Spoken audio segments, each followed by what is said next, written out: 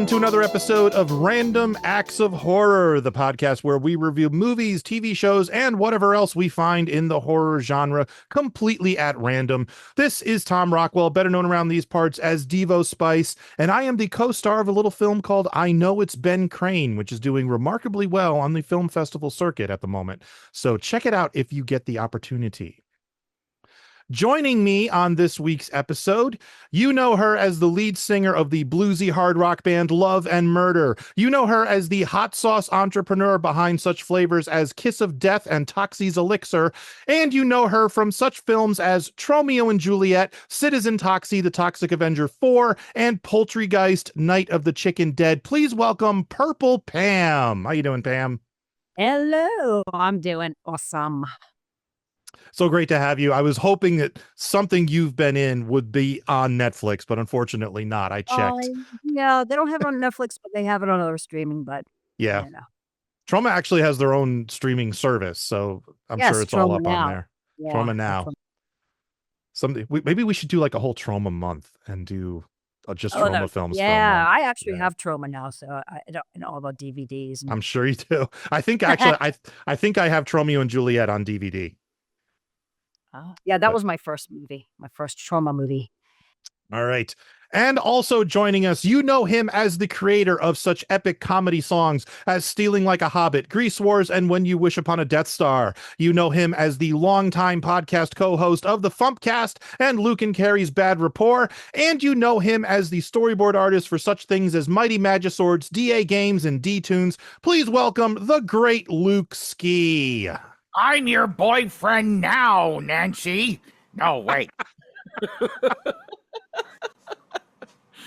Oh, just God. Gonna go immediately into Gilbert. Just immediately. Yes. Why wait? Why wait at all? I want to see A Nightmare on Elm Street refilmed with Gilbert Gottfried now. That would have been epic. How sweet. Fresh meat. Is it fresh? Oh, it's the freshest. Oh, no, you got to say welcome to prime time, bitch. Welcome to prime time, bitch. There you go. All right. Because they wouldn't put it on Saturday morning. It would upset the children. All right. So the randomizer in its infinite wisdom has chosen something called Curon. And I'm not sure whether it's Curon or Curon because there's two O's on top of each other in the logo. So, but this is an Italian... It says drama, Italian teen TV show, ominous, chilling, scary. It was in the horror category, so it's on the list. After 17 years, a woman returns home with her teenage twins. When she mysteriously vanishes, her children must reckon with a shadowy family legacy. So we're going to miss all of that because we're watching the last episode. We're going to find out how this ends. So by any chance, have either of you seen anything, have seen this at all? Well, no. I do know that Curon Culkin is Macaulay Culkin's brother, and he's been very getting a lot of rave reviews for his new movie, A Real Pain, that was made with him and Jesse Eisenberg. Eisenberg, I think, wrote and directed it, but yeah, a lot of Oscar buzz for Curon Culkin there. Nice. So to answer your question, no. Pam, I don't think this one's on Trauma Now, so. Yeah, I never even heard of it, but if it's Italian, I'm Italian, I'm Sicilian, so I'll enjoy it. There you go. But can I eat and watch the first 6 episodes? If you want, but we're not going to have time tonight to binge them all. But if you watch the last episode and you enjoy it, you can go back and watch the rest. That's true. I don't know how it ends, which I like that anyway. All right, so we'll be right back after we watch episode 7, The Maze of Curon. Ooh. The world's longest running comedy music concert series is back. So this song is about following your dreams and never giving up. Yay! It's also about the Hulk. MarsCon 2025 is taking place March 7th through 9th at the Hilton Minneapolis St. Paul Mall of America Hotel in Bloomington, Minnesota. Can I get a celebratory woo? Woo!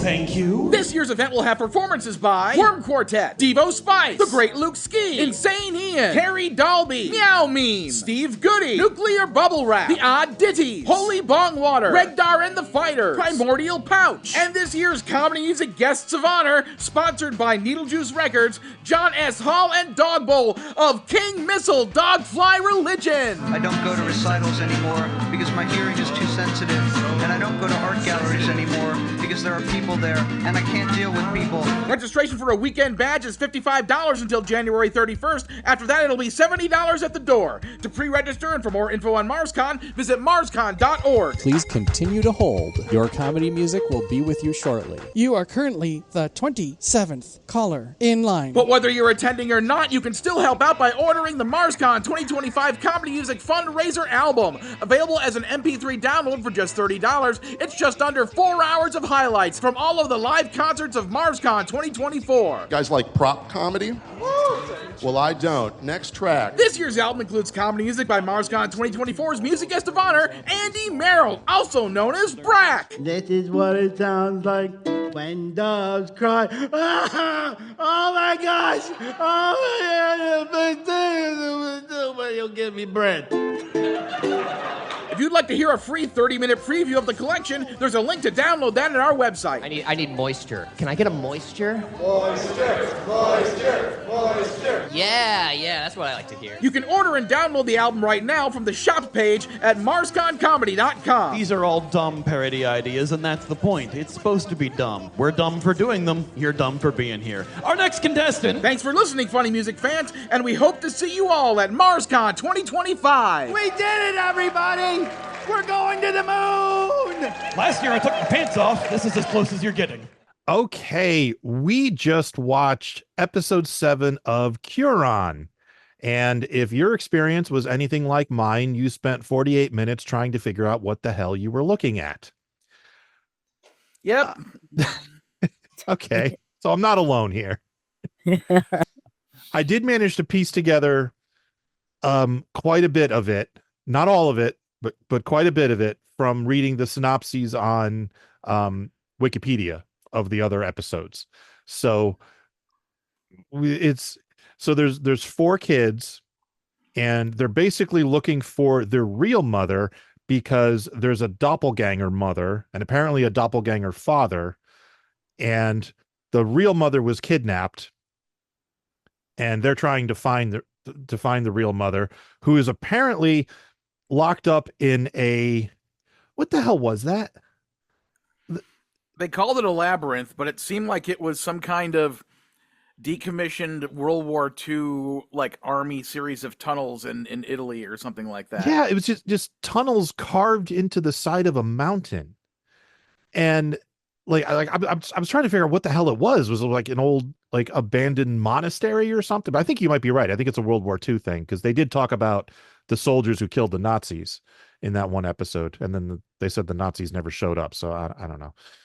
Yeah, they just kind of walked into that. They turned a corner and it was like, they were at like a storage unit facility. It's like, oh, here's where we put our soldier skeletons. Yeah. Basically in this bin. Here's the recycling bin. Here's the soldier skeleton bin. We keep them all right here. Yeah, you know what would have helped is if this show had a previously on segment. Yes, like a lot of shows do. It would have helped just a bit. Yep. So since we knew nothing going into it, I basically started assigning my own names to everybody as they appeared in the episode. Okay. So the names I came up with for the characters were Swim Mom, the Incest Twins, Jack Blackbeard, Wolfie, Blonde Hair Dark Roots Woman 1, Blonde Hair Dark Roots Woman 2. The woman 2 is the one who appears to be a corpse. And that, I think, is literally the only horror thing that we saw in the entire episode. Yeah. Was that one dead body, I think. Well, okay, there was a little bit of gore later, but anyway. And I kind of renamed blonde hair, dark roots woman 1. I kind of renamed her to Evil Jodie Whittaker. Then that leads us to the teen stars of Gotham, Superman, and Lois, and every CW show ever. Followed by Alan Rickman in Die Hard. So that was that was the cast basically. Hey, do what you got to do to keep them apart. Yeah. Yeah, that's basically the gist of it. It starts out with the woman chained to the floor who turned out to be the real mother. She manages to escape. What the hell was that flashback of, like, with her jumping into a pool or something? Literally no idea. Yeah. Okay. Wasn't just me then. Okay. Wasn't able to figure that out. And by the way, that was the weakest chain and lock I have ever seen in a movie. That was like, I mean, it's like, we need a chain and lock for this. Does anyone have a good sturdy chain and a lock? It's like, well, I have this swing set chain from the 1980s and like the Diary of an 8-year-old girl's lock. Would those work? Sure, why not? We have an Italian horror series to conclude here. Let's get going. Yeah, I know. I wish I would have had time to watch the first and the last, because I'm always like, when I go into something, I'm like on Google. All right, does this person die, or how does this end? Well, my first thought was, oh my God, are they going to kill the dog? Like, like the second scene in the show is this old guy in a room with what's supposed to be a wolf, but it's played by a dog, because dogs are easier to train. And so, but I was like, you hear the wolf crying, and Bodhi was in the room with me, and whenever Bodhi hears dogs crying, he comes running to figure out what's wrong, and he jumped up on me and was like sniffing me and trying to find what dogs were in trouble. But dog doesn't die, it's fine. Yeah, I came up with a couple of potential alternate titles for this, since I have no idea what Curon means. We can talk about that, but go ahead. Yeah, so one title was Stranger Things, but in winter with more car sex. That was the smallest car I've ever seen anyone try to have sex in. Like, how did they do that? Or make it look bigger. I don't know. And then the other title I had was the Blair Witch Project for Dummies. That's actually a funny idea. So yeah, I looked up Curon, and the first thing I did was I figured it's an Italian series. It must mean something in Italian. So I went to Google Translate and I put in Curon, Italian to English. You know what Curon in English is? Curon. Oh, good. Yeah. That helpful. Thank you, Google. That clears it up. Yeah, I didn't think it was I didn't even bother looking there. I just thought it was English. So then I looked up the definition of Curon. I was like, okay, it's an English word. It must have a meaning. Curon is a term used by physics to refer to a type of material that exhibits strong magnetic properties. So it's a magnet. And I did figure out that Curon is the name of the town that this thing takes place in. Okay. And Curon is actually a real Italian town. I don't know if it's looks or anything like what we see in the show, but that's how it got its name. And the double O at the end is a ripple effect, because the story centers around a lake. And I got this from reading the synopses of the other episodes, because I did not get it from episode 7. There's a curse on the town, and I don't understand the mechanisms of the curse, but apparently the doppelgangers emerged from the lake. So at the beginning of the episode, when the logo comes up, there's like a splash and the O separates, as like it's supposed to be the ripples in the water. So that's why that's the double O at the end. Well, there's your answer, Fishbulb. Exactly. Yeah, it's like, obviously this is episode 7 of a series, but I kind of felt like we got way far into it before the word doppelganger was said. For me to have a clue of what was actually going on in this thing. Yeah. I'm actually wondering if on this podcast, I'm going to have a policy of, when we get a series like this, we just watch episode 1 rather than pick one at random. Unless it's like an anthology series like Guillermo del Toro's Cabinet of Curiosities or something like that. Because if it's a story and we just picking a random episode in the middle, we're going to be completely lost, like we were, especially if it's in Italian. Yeah, I mean, it makes sense to watch the first one because then it would be like, well, let's maybe watch the second, and watch the rest of it. Because I just didn't like it. I was like, all right. Yeah, it didn't do anything for me either. It was a lot of it's a teen drama. It's a supernatural teen drama more than a horror thing. And there were a couple of like, they tried to make the labyrinth kind of tense, and the whole bit at the end, but with the doppelganger father and the two moms, and they're trying, and both of the moms are like, no, I'm the real mom. No, I'm the Yeah. real mom. Like that is something that has been done to death. Yeah. And I'm surprised that neither one of them just said shoot us both, Spock, because that would have just solved the problem right there. yes, exactly. Yeah, I don't even think it would have made the WB network as far as I could see. Yeah, it reminded me a bit of Battlestar Galactica, and I was almost waiting for like one of them's spine to start, glowing red or something like that.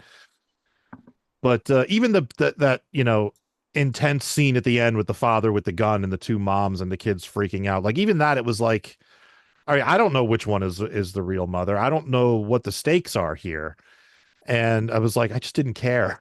Because Yeah. they seem to imply that whoever, like, okay, so there was two women. One of them was the mother that gave birth to these two kids, and then that woman who actually gave birth to the kids was the one who was locked up in the place for 17 years, and then the doppelganger raised the kids, as pretending to be the biological mother when she technically wasn't. So No, I think the doppelganger was locked up in the attic for 17 years because the episode 1, the doppelganger kills the woman's mother, and then the real woman flees while she's pregnant and then comes back 17 years later with twins. I don't know which two of the kids are okay. twins because none of them look alike. Yeah, exactly. So yeah, I was sitting there during that big scene at the end where they're trying to like shoot her, no, shoot her. It's like I have no idea what the backstory is on either of them specifically enough to know which one is the one we're supposed to be rooting for him to shoot or not shoot or whatever. Yeah, I was like, just shoot. I don't care. shoot somebody. Well, I mean, he ends up shooting them both, so Well, that's what I was thinking. Just shoot you both. I don't care. shoot them all, sort it out later. That's what they did. Yeah. The other thing that I discovered by reading about the other episodes was at the end of the episode, I had no idea what the hell was happening, but the two kids all of a sudden get a massive headache, and they're like, my head is exploding. And then we see their doppelgangers trying to come out of the lake, but it's frozen over, so they're just like punching up at the ice. And all I could think of was like, filming that must have been a challenge because like I don't know how they did it, but like kids were clearly underwater with a real thing above them. I'm sure it was safe, but still it must have been a challenge. But apparently that tower that you see at the end of the show is a bell tower that doesn't have a bell in it anymore. But the two kids were hearing the phantom bells ringing, and it was vibrating their skulls, which is why they were getting the headache. And that's I don't know if that's the cause or the effect of bringing about the doppelgangers out of the lake. So such is the curse of Curon, I guess. I don't know. So, and speaking of mystery audio, I noticed at least twice during this episode there'd be intense things happening. And it's like, and there's music and music and music and then the music just like abruptly stops. cuts off. Yeah, it's like, what is this, Birdemic? Why are you cutting the music off that sharply? On multiple occasions in this episode. Yeah, it was jarring. At least one of them was like, because it was loud music and like all of a sudden it just stopped, and it wasn't like they stopped it for effect, like for a jump scare or anything. It just stopped. Or even for comedy purposes. Yeah. Yeah, I would have accepted that too, Well, my favorite example of that was from it's I think it's the first Addams Family movie with Raul Julia, where like where Morticia's like tied up at the thing at the end, and the bad guys are like trying to get him to open the vault, and Gomez is all, getting up in her face like, "Oh, my dear," and the romantic swelling music is playing in the background as they're doing their banter, and the back is like, "All right, that's enough," and the music just cuts off, and Gomez just looks like, like you cock blocker, what the hell? So yeah, looking over my notes here, it's like, okay, we have a friend named Shoebox of the one-person group Worm Quartet, that is awesome. And he has a one of my favorite song titles ever, which is Eskimo Pie is not pie and contains very little Eskimo. So with that in mind, I have to say the Plane of the Dead isn't a plane and contains very little dead. To be fair, there were a few skeletons in there. Yeah, but it's not a plane. It's not a plane. It's Yeah. mountains. It's not a plane. It's a labyrinth inside of a mountain for some reason, and at certain points they kept coming upon these like really tiny windows that kind of look like the windows on airplanes. Airplanes. That's what I thought too. It's like, is it the plane of the dead that's somehow buried underground? Plane? I don't know. It seemed weird to me. It's like the ominous talkings of the plane of the dead, and it's like, there's the plane. Did not see plane 1. Yeah, So, the tunnels had all these like spray painted arrows on them, and then at one point one of the guys goes and draws an X on the wall so they don't get lost, and then none of that matters because they just find their way out later. So nothing mattered apparently, because all the goblins from the Goblin City came out and changed them anyway because David Bowie told them to. Okay.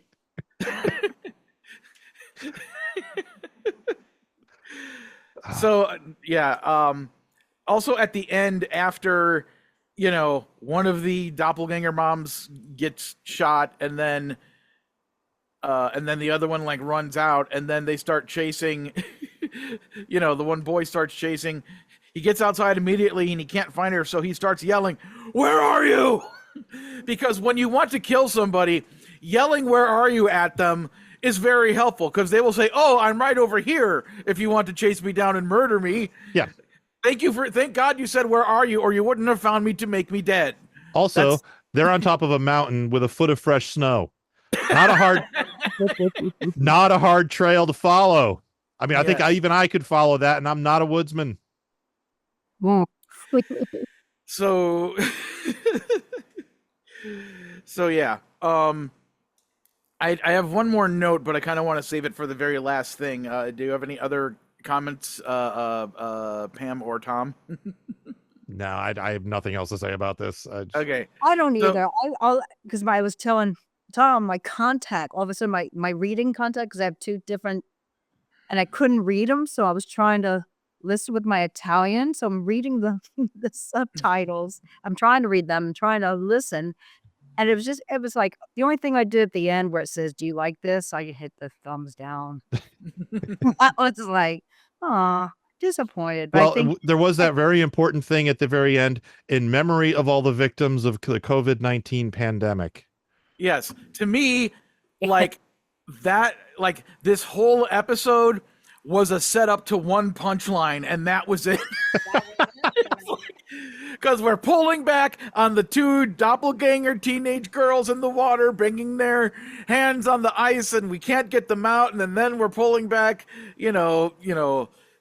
close of the series, cut to black, and then in memory of all the victims of the COVID-19 pandemic. I laughed out loud so hard when I saw that. Yeah, because when you think of COVID, you think of doppelgangers coming out of an icy lake. yeah, exactly. Yeah, I was just like, when you're watching something foreign, like a lot of the Japanese stuff, it's like, at least if you don't feel like reading it, at least the graphics are so fucked up, or it's just something twisted. This was like, okay, like, Yeah, this was more of Italians- like a supernatural Dawson's Creek than anything else. Supernatural and Dawson's Creek. Watch them both on the CW or UPN or whatever. damn, Luke, your knife went to the wrong thing. Yeah. Supernatural is on the master list because that is on Netflix, so we might get that someday.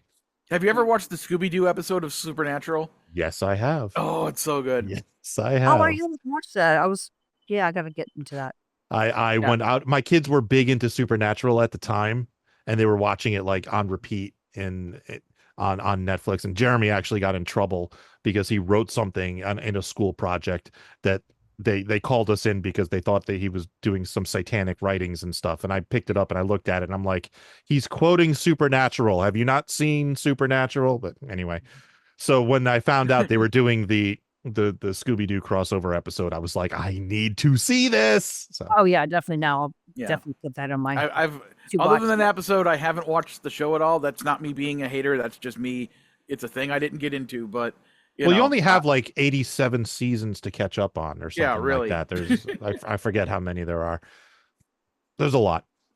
The title Supernatural refers to the lifespan of a television show actually lasting that long. Right, especially yeah. These days. Yeah. Because most of the times these days you just get 7 episodes and they all take place in a cave mountain labyrinth thing. Yeah. To be fair, I think Supernatural started before Netflix did. So Oh wow. because I remember watching that like when the kids were really little at our old house. So that would have been like Netflix was still like a DVD by mail service at the time. So there wasn't a whole lot of streaming options. What was it on? Was it like on a network or It was on I think it was on the WB originally.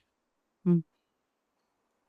And yeah, it was one of those, 20, 22 episodes per season shows like they used to make. Because I remember seeing the title font. It's a good show. I mean, it really is. I mean, I enjoyed it. Was Michigan J Frog promoting it at any point? Probably. I don't remember, but probably. All right, Luke, did you have one other thing or was Nope, my one other thing was the in memory of all the victims of the COVID-19 pandemic. So in that case, it is once again time to ask that age-old question. What's the tie-in? Now that we've covered this episode of this show, it's going to become so popular that some group or other is going to figure out some way to monetize this. So what are they going to do, Luke? They're gonna make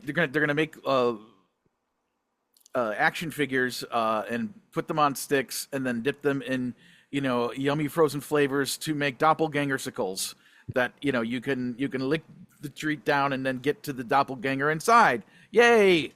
That's what I was gonna say. Dang it! Actually, I would totally dig that. I don't know. I'm boring. Well, porn parodies are always good if you could think of one. I know. I can't think of one. All right. It's fine.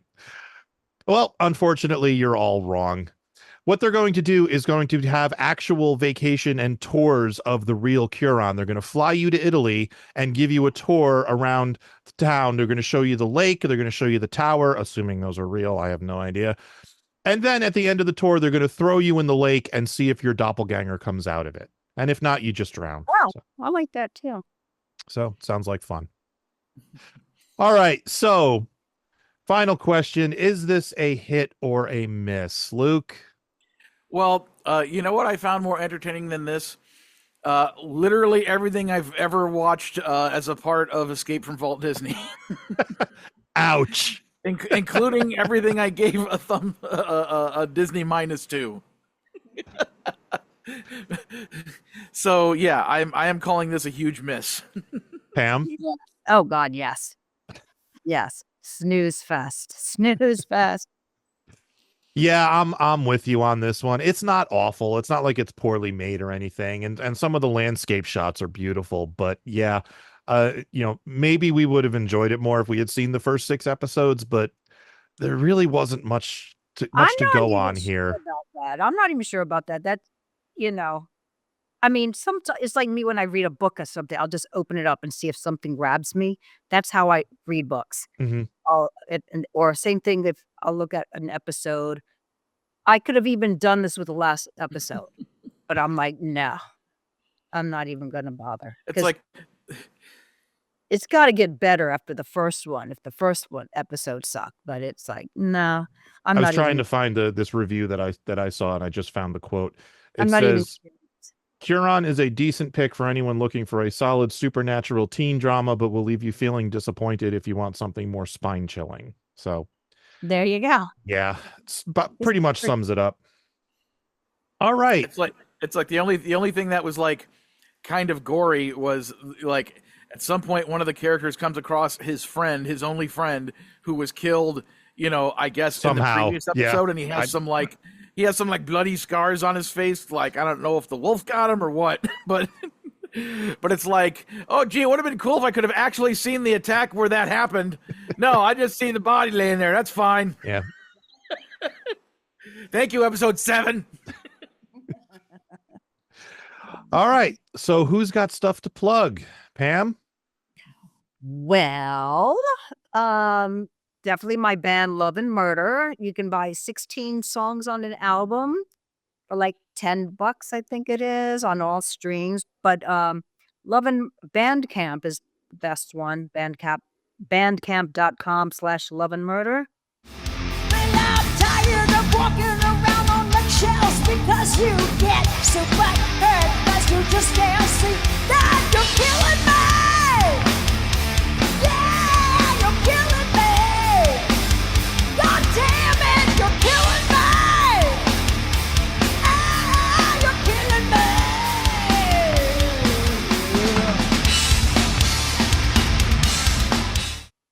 me. Spelled LOVEAND, murder. And that way we get all the money if we get it. And we have albums.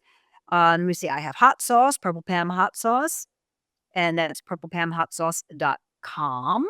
And you can get t-shirts. I have 3 hot sauces: Toxie's Elixir, Kiss of Death, and Hell Ride. All of them are award winning. And what else do I have? Okay, the band. No, that's it. That's all I need to say. All and right. I'm in trauma films. And so if you guys love trauma, I'm in a bunch of movies. And I have a music video. I have a couple of them. Yeah, I need to Just go look up back and Purple Pam. rewatch some of those trauma films because I've seen like half of the things that you're in. And so now I need to go back. Now that I know you, I need to go back and watch them and see if I can pick you Yeah, out. I also have music, and I have 2 songs actually in the Citizen Toxie Part 4. There's a song called Too Long, and they play a verse and the whole chorus, and it's loud, but it's a sex scene with Lardass and Toxie's wife, and she's blind, and they're having sex with a big block of cheddar cheese. And everyone laughs, and it's like, shut up, that's my song. It's me singing. Come on. Yeah, I have to go back and watch that. I haven't seen Citizen Toxie in a very long time. Yeah, those are actually real. I really enjoy them. I'm not being biased because they just had really good stories and a lot of satire. Mhm. And just a lot of Citizen Toxie was great from what I remember. And I remember Romeo and Juliet and Terror Firmer, which I don't think you're in. I'm not. I didn't know about that one. Yeah. Those being like some of my favorite trauma films. Yeah. Yeah, I had Being Trauma was my first movie. I even had a speaking part in it as well.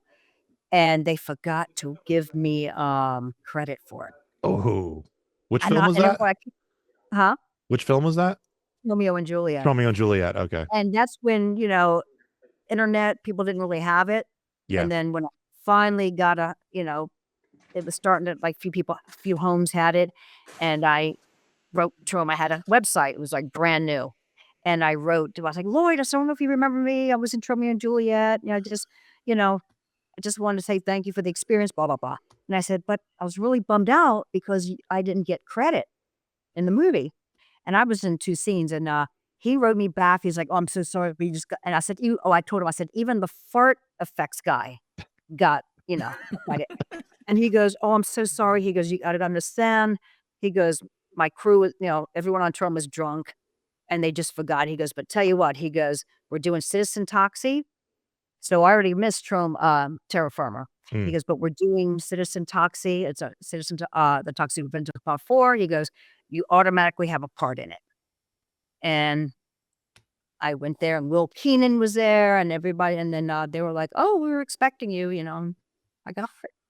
Cool. They asked me if I wanted to do, like, if I would dye my hair to be, like lead. So they asked me if I would do nudity and lesbianism. I'm like, I said, I'd do anything else except those 2. So like, no problem.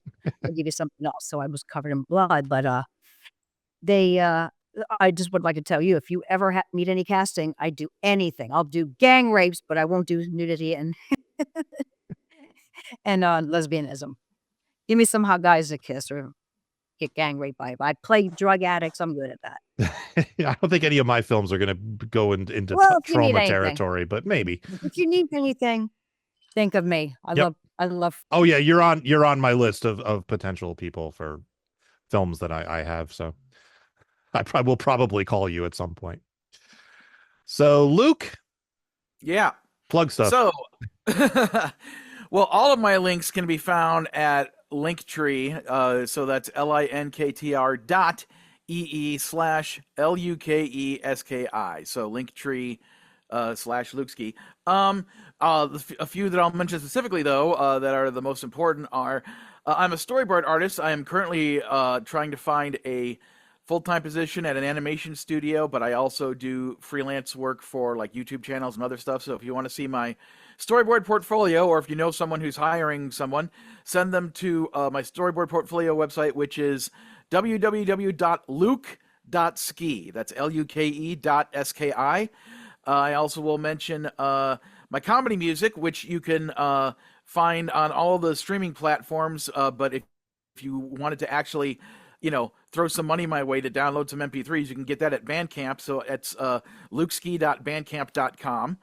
And those are kind of the main things happening right now. And on most social media, I am at the Great Luke Ski, all is one word. So there we go. And you'll also hear me frequently on Tony Goldmark's podcast, Escape from Walt Disney. If you listen to the 2 Christmas episodes from the past 2 years, I'm on there playing the ghost of Gilbert Gottfried. Oh, that's awesome. And those are a couple of hilarious episodes. They aren't the usual type of episodes, but they were super fun. Highly entertaining episodes, yes. Yeah, that's about it. And I am Devo Spice. You can follow me on Instagram, Facebook, and Blue Sky as Devo Spice, and find me at devospice.com. Please help out the show by sharing, subscribing, and giving us preferably 5 stars and leaving a review. If you'd like to help us out even more, you can subscribe to our Patreon at patreon.com/randomactsofhorror. And you will get this show 3 days early and ad-free. Special thanks to all our patrons, past, present, and future, living and undead. And I am now joined by one of our guests on next week's episode, Chuck. How you doing, Chuck? Good. Are you ready to throw the axe, as we like to say around here? Yes, I am. All right. Try not to hit any of Jeff's valuable records. Throw the axe and tell me what you get. Here we go. It's picking. It's picking. And we've got choose or die. Choose or die. All right. Now, what is that? And it would have helped if I pulled up my copy of the master list. Here it is. I just had it open in the wrong window. Choose or Die, 2022 film. Let's see. Now, the real question is, did you pick us something that is in English? Because we have yet to have an English thing on this show. Choose or Die, 2022 TVMA. Tempted by a chance to win unclaimed prize money, 2 friends reboot a mysterious 1980s video game and step into a surreal world of next-level terror. All right, sounds interesting. I have seen this one, actually. You have? Wow, okay. So join us next time on Random Acts of Horror as we will watch Choose or Die. Dun, dun, dun.